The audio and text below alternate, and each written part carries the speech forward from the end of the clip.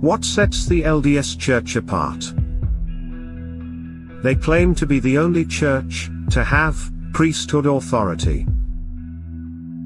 Mormons are taught that sometime after Jesus' ministry, a great apostasy caused the priesthoods of Aaron and Melchizedek to be taken from the earth, leaving all the Christian churches void of authority. That is, until the priesthood was restored to their prophet, Joseph Smith. The LDS Church teaches that only its worthy male members can be ordained to their priesthood.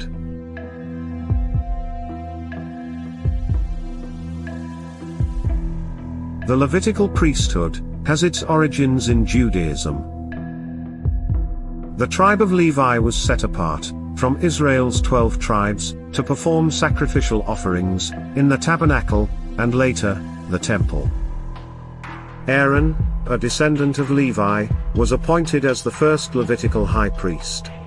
The position of high priest was restricted to Aaron's lineage and passed down to his descendants. Jesus Christ's crucifixion was the final and ultimate sacrifice, rendering this priesthood obsolete. Jesus prophesied that the Jewish temple would be destroyed, cementing the end of the Levitical priesthood. The Romans destroyed the temple in 70 AD. Consequently, it's been nearly 2,000 years since Judaism last employed its Levitical priesthood. A relic of Judaism's past, the Aaron Levite priesthood, was never adopted by Jesus and his church. In fact, just the opposite. The Levites and high priest persecuted Jesus and his apostles.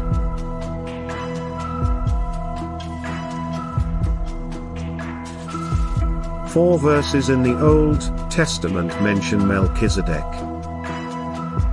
His introduction as a king and priest by Moses, and King David's messianic prophecy linking Jesus Christ to the order of Melchizedek. Hebrews chapter 7 explains this order of Melchizedek. Melchizedek was a king and a priest. He was the king of Salem, which is Jerusalem, which translated means king of peace.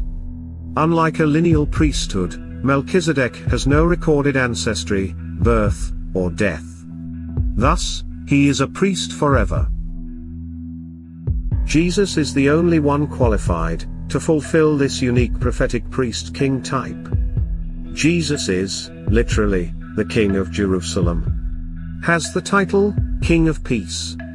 Jesus has no beginning of days, nor end of life. Thus, he is a priest forever.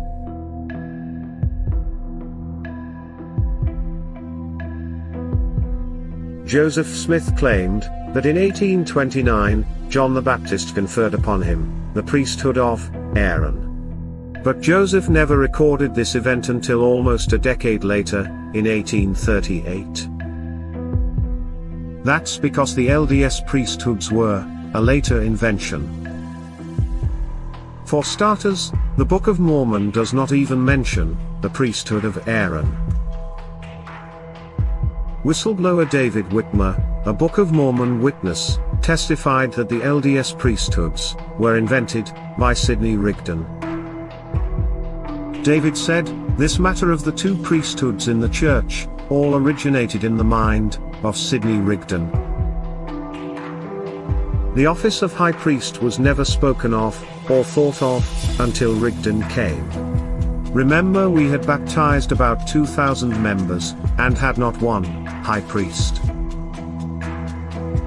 Several times we were told by Brother Joseph that an elder was the highest office in the church. According to the LDS Church's own doctrine and covenants, an elder is a position under the Melchizedek priesthood. Yet, Joseph Smith confirms David Whitmer's claim. The church already had elders, long before Sidney's Melchizedek priesthood. Joseph said, "The elders came.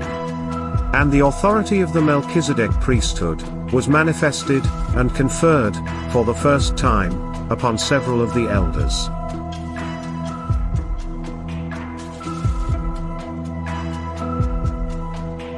David said, the revelations were changed to admit this high office. They were changed to mean something entirely different. As if God had not thought of this great and important office when he gave those revelations. Doctrine and Covenants section 2 is not in any of the earliest editions. It was written in 1838 and backdated to September 21, 1823. Doctrine and Covenants section 13 is not in any of the earliest editions. It was written in 1838 and backdated to May 15, 1829. 3 verses were added to the Doctrine and Covenants, section 20. The date and section heading were also altered, to align with the founding of the Church. Doctrine and Covenants, section 27, was significantly altered, to insert language that Joseph had received the priesthood, years earlier. Furthermore, there is no record that Joseph Smith had ever received the Melchizedek priesthood. LDS historian B.H. Roberts admits, the promise to confer upon Joseph, the Melchizedek priesthood, was fulfilled, but there is no definite account of the event, in the history of the prophet, or in any of our annals. A prominent LDS historian admits that the entire story could just be made up. Richard Bushman said, Joseph did not tell anyone about John the Baptist at first. Summarizing the key events in his religious life, in an 1830 statement, Joseph said nothing about the restoration of priesthood, or the visit of an angel.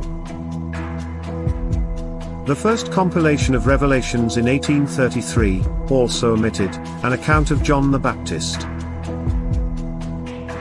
David Whitmer told an interviewer, he heard nothing of John the Baptist until 4 years after the church's organization. The late appearances of these accounts raises the possibility of later fabrication.